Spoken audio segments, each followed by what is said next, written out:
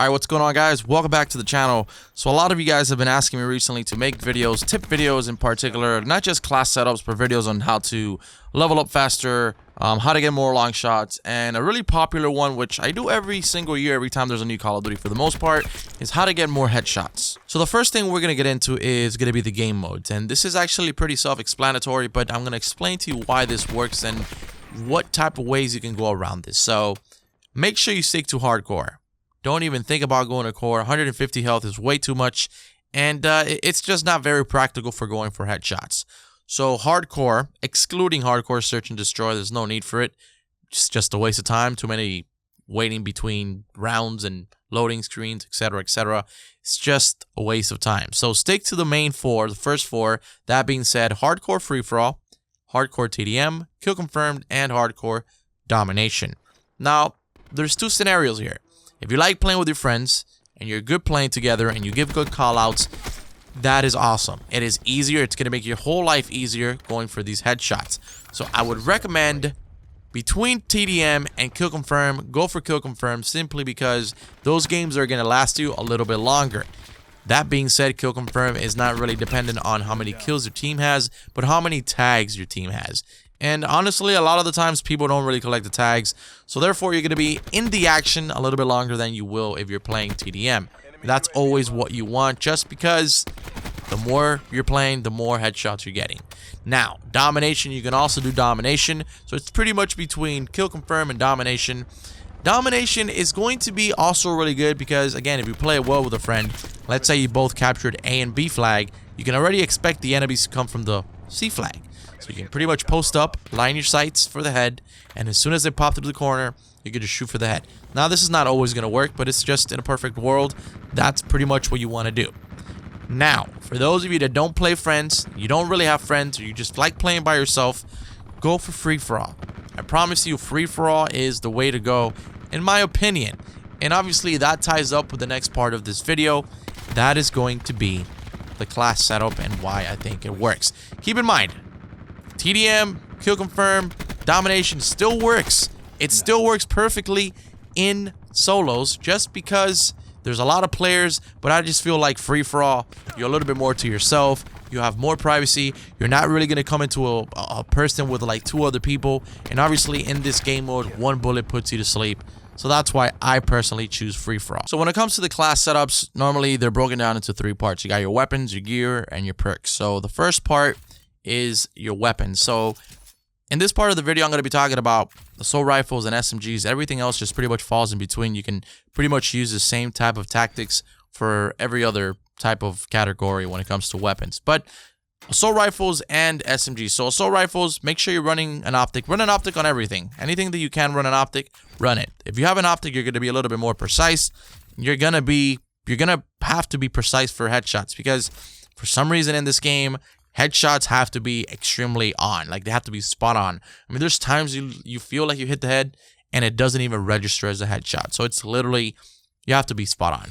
So it doesn't matter if it's a reflex, recon, or elo. It's whatever you're comfortable with. If you're playing the long game or you're playing domination and you captured A and B and you know people are going to be coming from C, you can play the long game, sit back, and just line your shots and get the shots like that. When it comes to the attachments, also pretty self-explanatory. I mean, just get something that helps you shoot better when it comes to recoil, like a foregrip, something that's going to give you more damage from a long distance if you're playing the long game. Long barrel, for instance. High caliber, which is more damage to the head. And if the weapon allows it, FMJ, because people do run body armor in Black Ops 4 a lot, especially in hardcore. Now, obviously, it just differentiates between weapons because not all the weapons have the same attachments, and that's why a lot of people are freaking out about how to do certain things. But for the most part, just do and put whatever you feel comfortable with. What does help you for sure will be high caliber and FMJ because those actually count towards how powerful your bullets will be. Everything else pretty much just boils down to what you feel comfortable using. Now, that's for assault rifles. When it comes to using SMGs, you can pretty much use the same method, but whenever there is a laser sight, equip it. The reason I feel like the laser sight is almost a must is because obviously when you're walking, you kind of have the laser pointing to where your reticles, the middle of your reticles will be, and you don't really have to be aiming down the sight, and you can kind of already have your, pretty much, I would say, your shot lined up. If you're doing it with assault rifles, a fun little thing that you could do in hardcore is you can go into a regular match of core, have your reticles in the middle of your screen, put like a little red dot tape there, and then when you go into hardcore and you're using another type of weapon, you can use that as your laser, like your little guide per se. That could probably help you, but regardless, when it comes to SMGs, use a laser. Now, a quick little tip that I want to give you for weapons that are automatic or semi-automatic, it works really well. When it comes to the point where you're really close to somebody and they're pretty much the distance where you can almost touch each other, make sure you hip fire. And this is also going to come in handy with SMGs the most because one, you can put a laser sight, and two, it's going to have the biggest bullet spread. When it comes to being that close to somebody, the best way that you can get a headshot is aiming up at the head and hip firing. Just the way the bullet spread works in Call of Duty, one of those bullets, most of the time, more often than none, will hit the head. It's a lot easier to go for headshots that way as opposed to aiming down the sight. So when it comes to the gear part of this class setup, the only thing I can recommend right now, honestly, is the equipment charge. Equipment and specialist weapons recharge faster. It's a no-brainer because you want to pair this up with Ajax. If you watch my BO4 headshot video, you know I did the same thing. I was 9-banging the crap out of people or concussing the crap out of people. And then when they were concussed, you just aim for the head. And that's pretty much what you want to do here. It is most effective in free-for-all, I believe, because you don't really have to worry about people having like teammates or anything. Everybody's pretty much a lone wolf, and you're probably going to come across a lot more people that are not facing you as opposed to if you're playing on team. So it allows you to give yourself some time to charge up the 9-bang and throw it at them. I think it's very, very useful.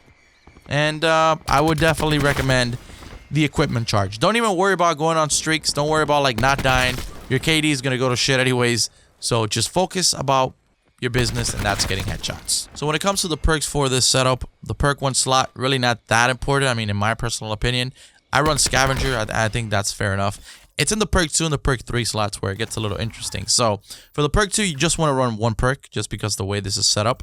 You either want to run lightweight, which allows you to sprint faster and take no fall damage, or gun ho. I probably would go for gun ho, but it all depends. They're both good because gun ho does allow you to fire your weapon and use equipment at the same time while you're sprinting, and it also allows you to recover from a sprint faster. So when you're playing hardcore, you got to be quick with it, and sometimes you're sprinting and you're just not quick enough, and you get shot and you die.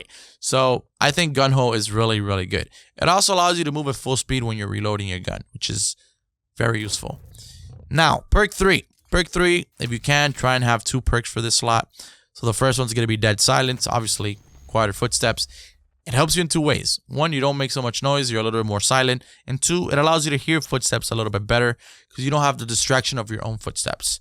And then combine it with tracker. Okay, tracker is the shit. Okay, so tracker, it allows you to see digital imprint of enemy footsteps, and you also receive an alert on your HUD when revealed in the enemy fog of war. This is going to make your whole life a lot easier, being able to tell where enemies are at when they're close by because of the footsteps. When it comes to hardcore, when you don't really have a HUD or a minimap, having this will be a big game changer. So yeah, that's pretty much what I would recommend. I'll probably put like a little bit of a sample class setup here on screen, like giving you guys an example of what I would run more or less. You can pretty much tweak it depending on what you're comfortable with. But the main things that I would recommend you stay, focused on is the gear and the perks. When it comes to the weapon, at the end of the day, the weapon is pretty much what you feel comfortable with. So yeah, I guess that's it for this video. I really do hope that this video helped you guys. If it did, if you found it informative, if you think you can use any of these tips here to help you get diamond, dark matter, gold, more headshots, whatever it is, please leave it a like. I would really, really appreciate it. And I want to thank you guys so much for watching. And anything else you want me to do, any other tip videos, please comment in the comments below. That's going to be it for me. Thank you for watching again. I'll catch you later.